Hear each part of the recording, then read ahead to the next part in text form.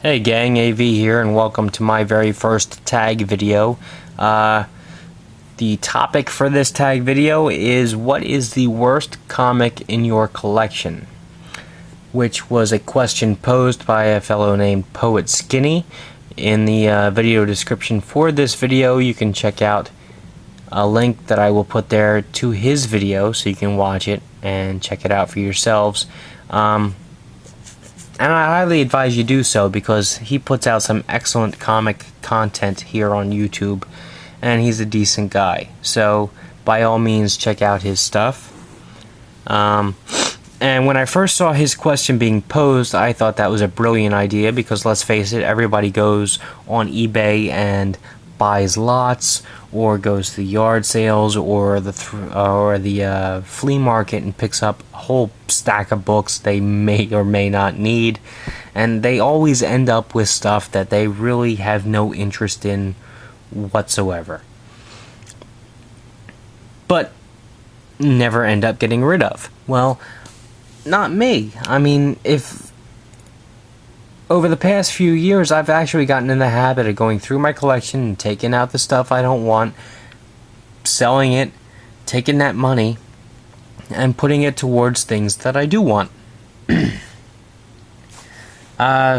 So, because of that, actually going through and finding what I would consider to be the worst book in my collection was very, very, very difficult.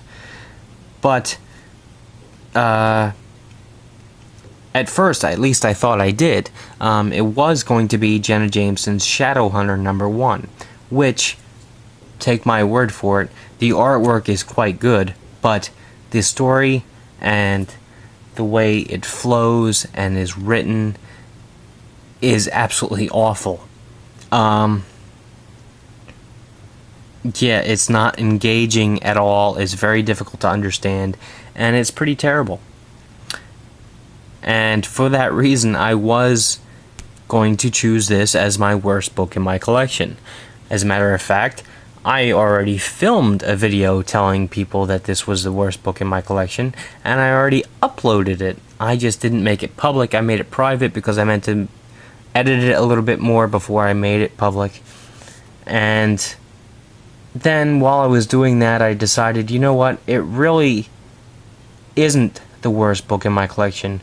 The worst book in my collection is actually, believe it or not, The Amazing Spider-Man #33.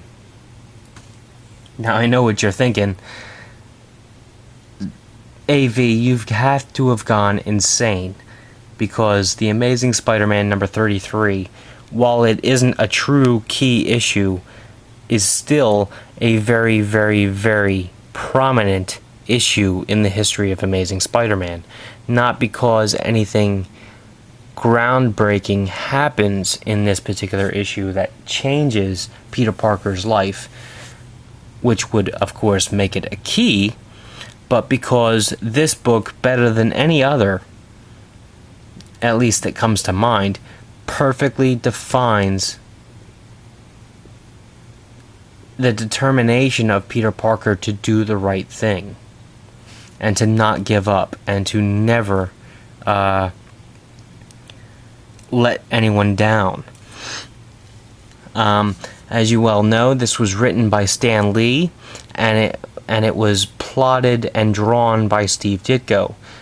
Just to give you a very quick idea of what that exactly means, Stan Lee used to use what is now called the Marvel method.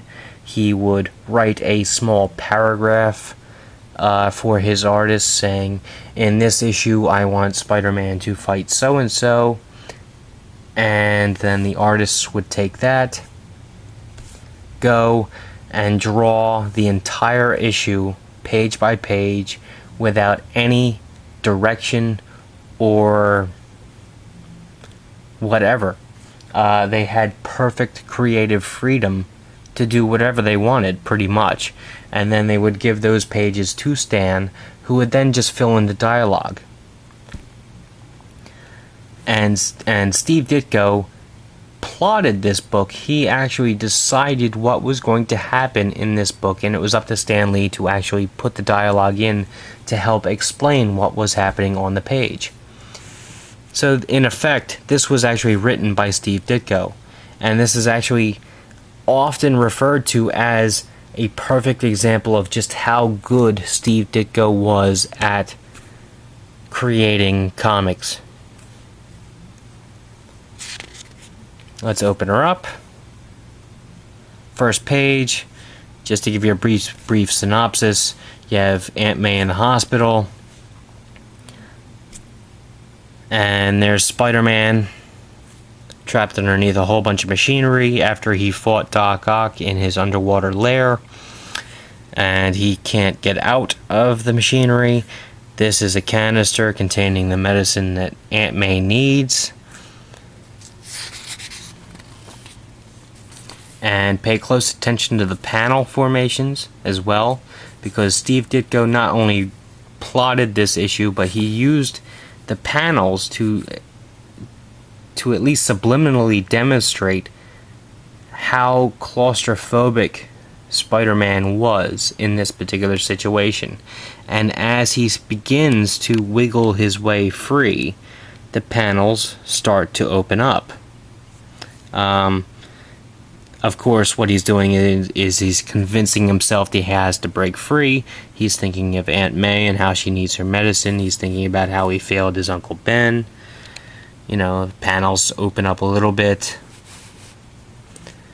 They open up a little bit more. They open up a little bit more.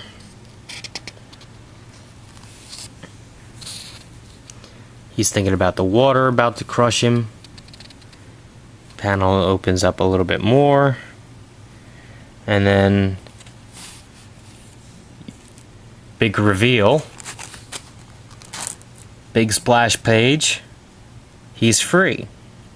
Now, why do I have the bag and board there? Simple. Because that page is missing from my book. The original owner apparently ripped the pinup page out, which ruined the big reveal for me. I mean, think about it this way. If that bag and board isn't there, and you're looking at the book, you're over here reading this page, reading about Spider-Man's struggle, but out of the corner of your eye, you know he gets out. So the dramatic effect of you having to turn that page that is no longer there, seeing that he does in fact get out, is robbed from you when you read my book. And you know what? That just sucks. Because yes, this has been reprinted in the Omnibus edition. And yes, this was reprinted in the Essentials. I know for a fact that in the Omnibus edition, there is no big reveal in that either. So you're robbed from it in there. I'm pretty sure that you are also robbed from the big reveal in the Essential Edition as well.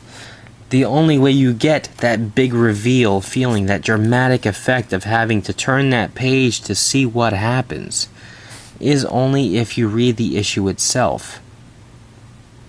And believe me, this 2-page ad was placed here purposely for dramatic effect. But the page is gone, so the thrill of getting that dramatic effect is lost on me as a reader when I read this book. So this is the worst book in my collection, not because it's a bad book by any stretch of the imagination. As a matter of fact, story-wise and art-wise, this is one of my favorites. This is the worst book in my collection because I was robbed of the thrill of reading it the way it should have been read.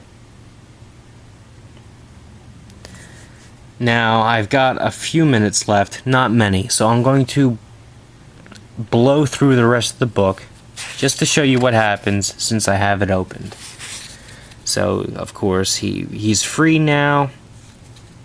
You know, The water starts to crush in, like flood in. He gets overwhelmed by the rushing water. He's now underwater, struggling. He finds an air pocket.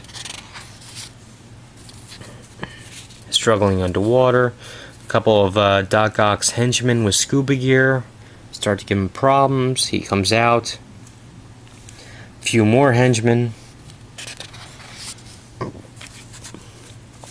He's still dazed and exhausted from his ordeal with the machinery, but he has to fight them anyway. They start to overwhelm him. He's just punching blindly now. He doesn't know exactly where his enemies are, what's happening. He just throws punches until finally he knocks them out. Manages to escape the lair. He takes the medicine to Doc Connors where he can refine it.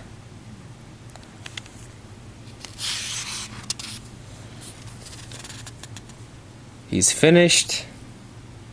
Spider-Man drops the medicine off at the doctor, who is at the hospital with Aunt May.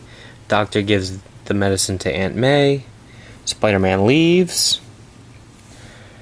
Peter Parker then shows up at the Daily... Well, no, not yet. Spider-Man goes to finish a assignment for the Daily Bugle. He has to take photos of these criminals.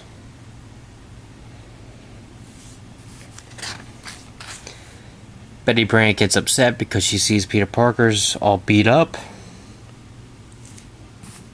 Peter sells the photos to J. Jonah Jameson. I've only got less than 3 minutes. I have to keep going.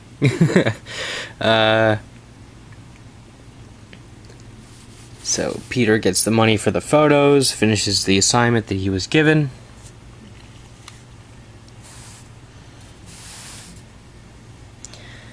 Heads back to the hospital as Peter Parker. Aunt May starts to come around. She starts smiling. She's in good spirits. Peter Parker goes home to get some much needed rest as the doctor watches him leave, and he thinks of what a good nephew he has been to visit his aunt in her time of need. So believe it or not, this is one of those few early Amazing Spider-Man issues where it actually had a happy ending. Because let's face it, Peter Parker has always had some type of drama in his life, and this time it paid off for him. He everything seemed to be fine. Alright, that was that. Unfortunately, this is the worst book in my collection. In order to tag somebody else, I'd have to say I would like to see 74 Susu's worst book, as well as Herba Jr. 23's worst book. He's a new guy here on YouTube with his comic videos. I'll put links to both of those people in the video description. Be sure to check them out as well. If you like this video, then check out my channel. If you like what you see there, then please subscribe. And as always, thanks for watching.